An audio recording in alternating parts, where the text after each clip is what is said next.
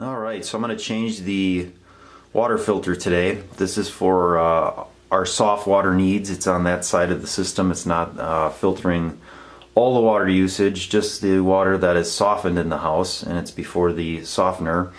Anyway, the last time I did this was June 4th or 5th, 2017, and now it's October 16th, 2018. So it's been a good while again. The previous filter was pretty rusty when I took it out in June. I did have the well pump removed, and I'll include a little link or card or whatever to the previous video that I did so you can see the comparison. I'm hoping today that the filter's not as rusty, that hopefully we got that out of the well, all that water stuff that was disturbed. So anyway, and I also went back and reread some of the comments, and I'm going to see if we can do this today a little bit quicker and hopefully without any issue. So let me get it set up on the tripod here and we will go to town. Okay, so we have two valves here that we're going to want to do some maneuvering with. So this ball valve here, that brings the supply water into the filter. So obviously there's going to be pressure from the pressure tank or the well side. So that we're going to want to get closed so that we're not forcing water in. I did already go ahead and I turned the water heater off just in case, because I don't want any issues with the elements burning out. It is electric. And then on the top here there's a red button that's supposed to be used for releasing the pressure, and there were some comments about if you use that it could start leaking out of there. So what we're going to try instead today, I'm going to leave this valve here, which would be your supply to all of your house fixtures. I'm going to leave that open. I'm going to open up one of the faucets upstairs and just let it kind of drain some pressure down, and then I'll come back down, we'll close this and we'll see what happens. So I'll be right back. Alright, so I opened up the kitchen valve and I had it open both on hot and cold to drain down both sides, and it doesn't appear that there was much pressure left. I went and checked one of the bathroom faucets as well, and that did not have any pressure as well. So I left the kitchen faucet open. Now what I'm going to do, like I said, this is a supply valve. We're going to close that off. So there shouldn't be any pressure now in here. I know the last time I tried taking the filter off there, it didn't want to move because I think there was still pressure on it. So we're going to try it this time and see. I'm really impressed on how they did this pipe work here. I really like that. Oops. Let's see here. I gotta get it on like this, I guess. Boy, it's still really tight. I thought for sure.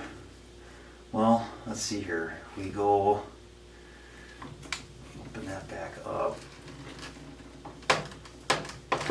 Alright.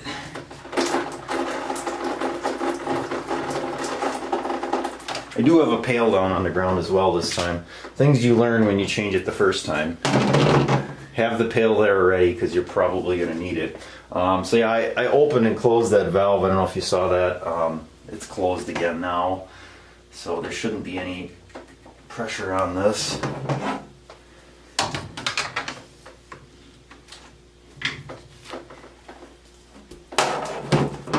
I'm going with this filter once I get it off here.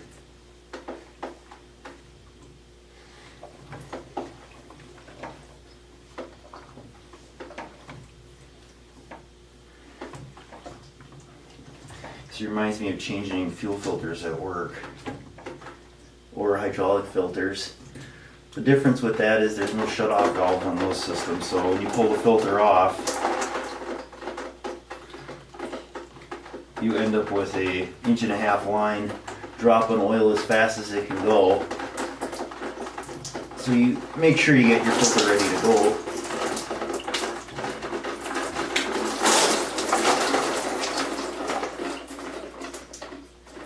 Okay, so it looks better. Let's see if we can.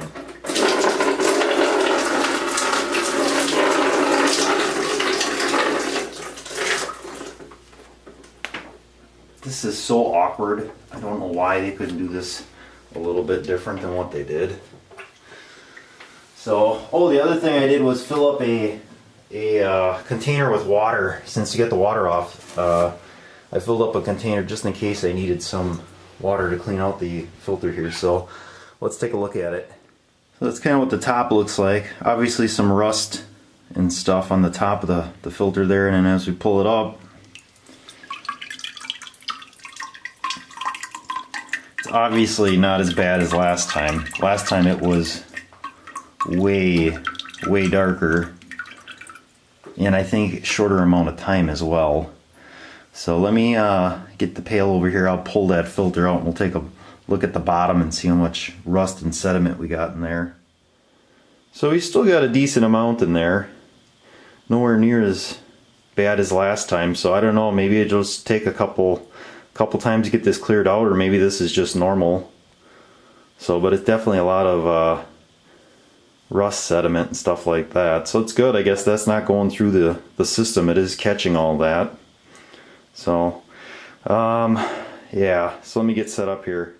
Okay, so here's a new filter. Same type of filter that I took out. So you can see this one's definitely whiter. This is the stuff that I took out at the bottom of the filter there. I just kind of rubbed it off. So you can see the difference. This one's definitely got like a more brown type color than this one. So I am going to put plumber's grease on that seal again. I'll show you that in a second. Get this filter unwrapped here and we'll get going. Okay, so you can see at the bottom of the filter there's a little, or in the filter housing there's a little tab that sticks up. That's how you set the filter in there to align it. And there's also that same type of thing when you screw it into the housing part here. So there you can kind of see in the center of the housing there, there's that circle, and there we go. That's much better. So that's what aligns then with the other part of the filter. So you have actually two spots that it kind of aligns with there. So this is the grease I'm using. You got to use a plumber's grease. You can't use anything that's oil based because it's just going to wreck this O-ring. This stuff is good for any type of plumbing fixtures that have O-rings on it. They won't dry them out. So I'm just going to put a little layer across the top of this. Okay, so let's get this thing put back on.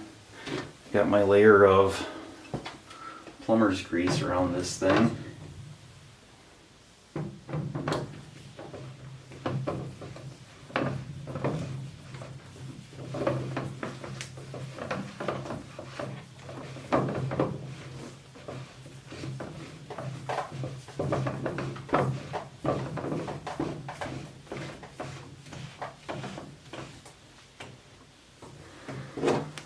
Okay, I don't know how tight this is supposed to go. I'm not real sure. It doesn't give you any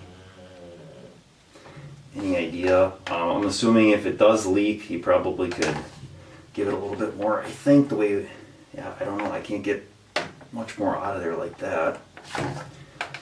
And let's see if I come up like this. Let's see, how can we do this? Yeah, I don't know. I don't think I can get on there a different way. Maybe if I come around this way, maybe. There you go. I'll have to come around here. Get to it to the other side. I guess it depends too on the amount of pressure maybe in your system. I think mine's like 55, 60 psi. So, which I think is pretty standard. I don't think it's much more than that. And that seems pretty good. I don't want to go too tight with it. And like I said, it shouldn't leak. We greased up the O-ring and everything. So one thing you might want to do before you turn the water back on is just dry everything off real well, so you can find a leak, I guess, if it is leaking, and not drive yourself insane if it's not leaking, thinking that you have a leak somewhere. So definitely a good idea to dry everything off. So let me reposition the camera here and we'll get going. Okay, so I think last time when I did it, I actually turned the supply on here first before I opened this up, and then it was really hard to get this open because you had all this pressure and probably air from this point up to that valve. So this time I'm going to do it a little different. We'll see if this works any better. I'm going to open up, that would be house supply, and there's probably maybe some pressure coming back. And then we're going to open up the main valve here, which is our feed valve to the filter here. And I do have the sink upstairs still open, so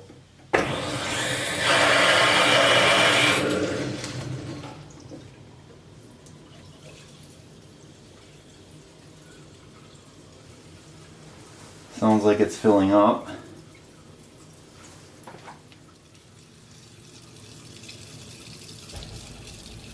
I don't know if you can hear that or not.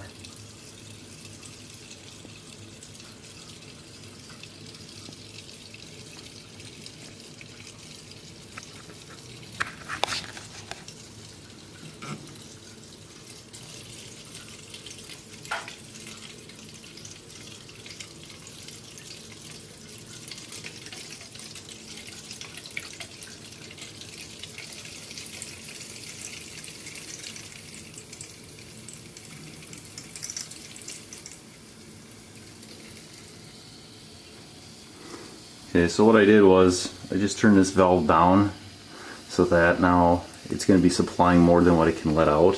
So that should hopefully fill this up, take any air out. So just basically what I did was limit the amount of water that could come out.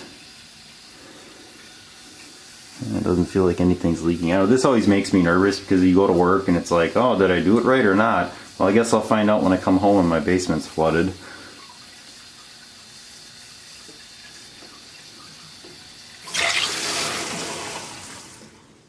Alright, we're going to call that good. I went around and opened up all the faucets, fixtures, flush toilets, all those type of things, and didn't get any air, so I think we got it here. I'm not feeling anything on the back side, any water dripping or anything. And then what I did was I just made a note here. I need to get a better Sharpie, but the last time, like I said, it was very rusty, so this time I just wrote not as rusty. So it'll be interesting to see when we do this about a year from now where we're at. And then I always have a spare filter sitting on top just in case for some reason it would get clogged and you need to change it right away.